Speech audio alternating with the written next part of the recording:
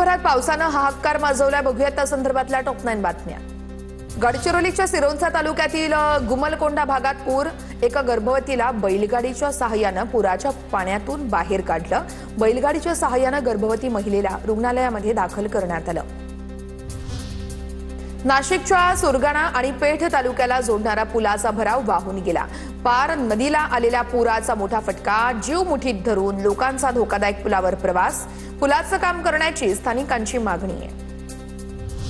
उजनी आणि वीर धरणातून विसर्ग वाढवल्यानं पंढरपुरातील चंद्रभागा नदीनं इशारा पातळी ओलांडली आहे. व्यास नारायण झोपडपट्टीत पुराचं पाणी शिरलं. 8 ते 10 घरांमध्ये पाणी घुसल्यानंतर 10 कुटुंबियांना सुरक्षित ठिकाणी हलवण्यात आलं.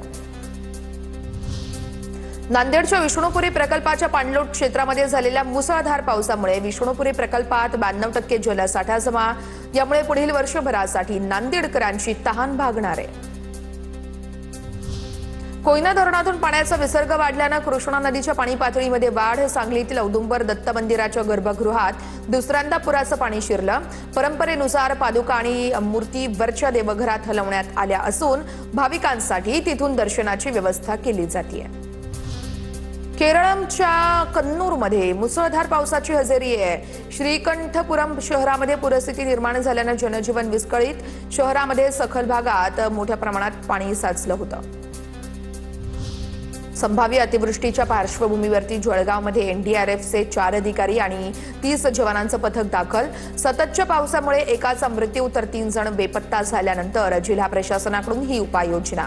पालकमंत्री गुलाबराव पाटील यांच्याकडून पथकाची पाहणी करण्यात आली आहे.